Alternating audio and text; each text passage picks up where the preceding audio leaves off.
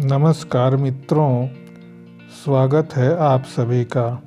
वक्त से लड़कर जो नसीब बदल दे, वक्त से लड़कर जो नसीब बदल दे, इंसान वही जो अपनी तकदीर बदल दे, इंसान वही जो अपनी तकदीर बदल दे।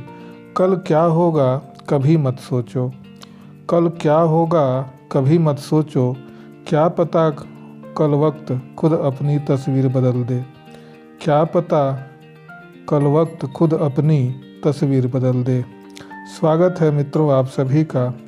मित्रों, आप सुन रहे हैं बेसिक साइंस लर्निंग और हम बात कर रहे हैं विज्ञान के कक्षा 7 के इकाई 19 जल के बारे में।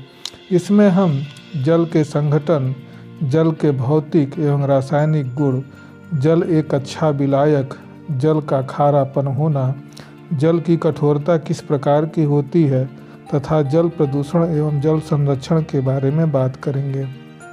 हमने कक्षा 6 में जल की आवश्यकता तथा उपयोगिता के बारे में जाना है। हमने यह जाना है कि जल हमारे दैनिक जीवन के लिए बहुत ही महत्वपूर्ण है। हमारी पृथ्वी का लगभग 3/4 भाग जल है और लगभग इसमें 97% समुद्र जल, 2% ग्लेशियर एवं ध्रुव बर्फ, 1% भूमिगत जल, नदी, तालाब एवं अन्य जो भूमिगत स्रोत हैं उनके हैं। परंतु क्या सभी जल हमारे लिए उपयोगी हैं? नहीं। क्या हम समुद्र के खारे पानी को पी सकते हैं? नहीं।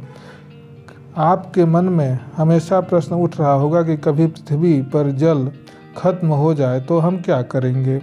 इस विषय में हम आगे जानकारी प्राप्त करने का प्रयास करते हैं। हम जल के संगठन के बारे में बात करेंगे। प्राचीन समय में पहले ऐसा माना जाता था कि संसार के सभी पदार्थ पृथ्वी, जल, अग्नि, आकाश और वायु तत्वों से मिलकर बने होते हैं, जिन्हें पंच तत्व कहा जाता है।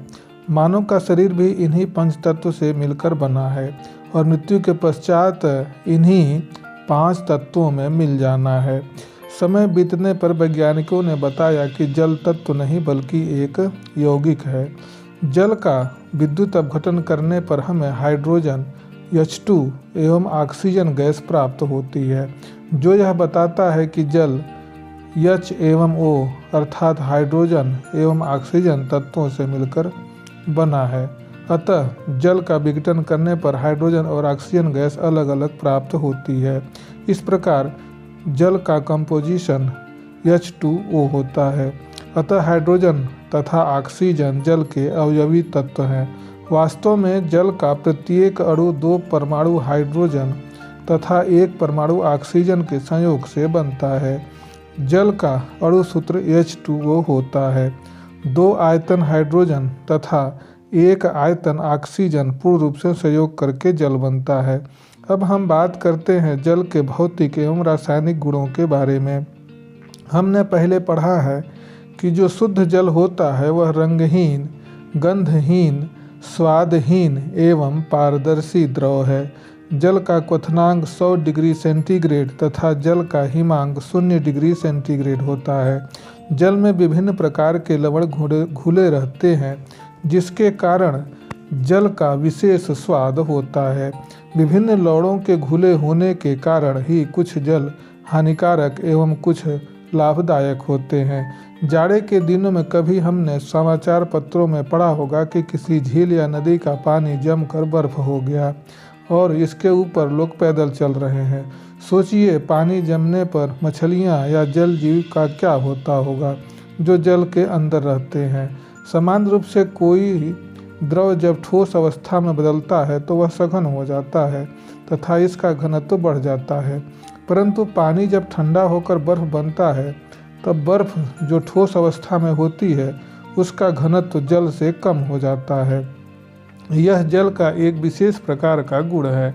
ठंडे स्थानों में जल के पाइप का फटना, झील का पानी जमने के बाद मछलियों का जीवित रहना आदि जल के कुछ विशिष्ट गुणों के कारण ही ऐसे होते हैं।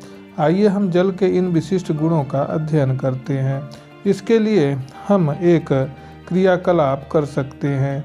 इसके लिए एक बीकर या गिलास लेकर उसमें यदि बर्फ़ का टुकड़ा डालें तो बीकर या गिलास में लगभग 2/3 भाग यदि उसमें जल डालें तो देखते हैं कि जल डालने पर बर्फ़ जल के ऊपर तैरने लगती है। इससे यह निष्कर्ष निकलता है कि बर्फ़ जो होता है वह ठोस जल का ठोस भाग है, इसका घनत्व जल के घनत्व से कम होता है, जिससे बर्फ़ का आयतन बढ़ जाता है।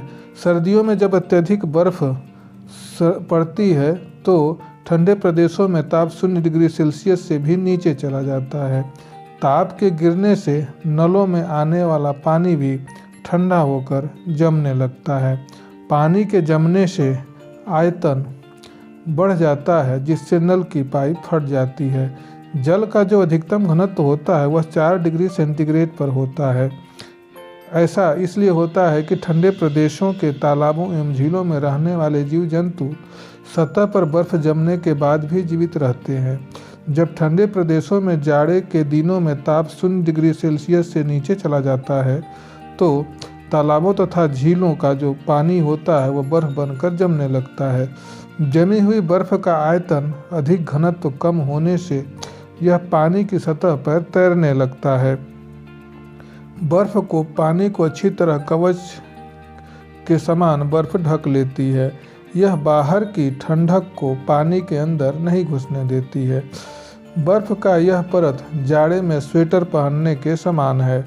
तालाब या झील की सतह पर जब ताप 0 डिग्री सेल्सियस हो जाता है तो सतह के नीचे का तापमान 0 से अधिक रहता है और वह पानी ही रहता है, क्योंकि बर्फ़ की परत पानी की ऊष्मा को बाहर नहीं निकलने देती।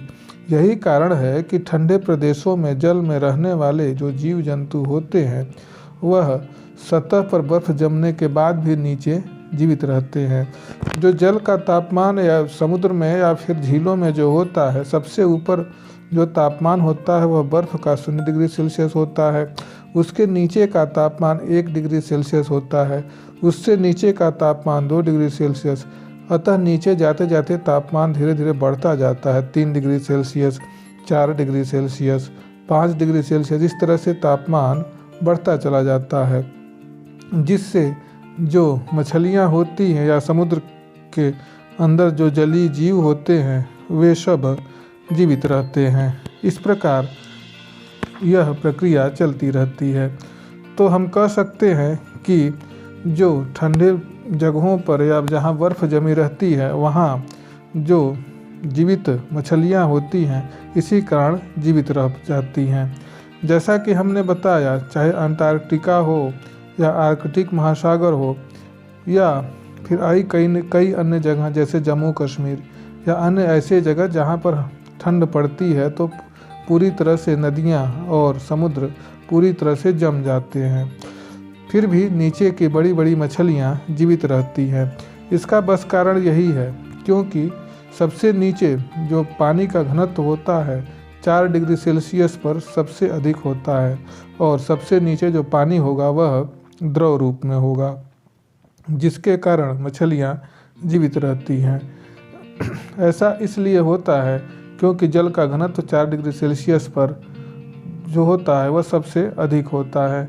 जैसा कि हमने बताया कि जल का संगठन हाइड्रोजन और ऑक्सीजन से मिलकर के बनता है।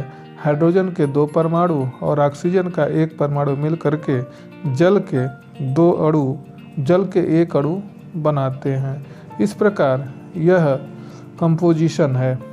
यदि हम कहें कि हाइड्रोजन का जो परमाणु भार 1 और ऑक्सीजन का परमाणु भार 16 होता है तो हाइड्रोजन के 2 परमाणु का अणु भार 2 और ऑक्सीजन का 16 और 2 अर्थात यदि दोनों को जोड़ दिया जाए तो इसका अणु भार 18 हो जाता है। अर्थात जल के 18 भाग में 2 भाग हाइड्रोजन और 16 भाग ऑक्सीजन है। इस प्रकार हम कह सकते हैं कि जल का संगठन H2O मिलकर के बनता है। हमने मछलियों के बारे में बात की। इसके आगे हम अगले एपिसोड में कुछ बिंदुओं पर चर्चा करेंगे। तब तक के लिए धन्यवाद।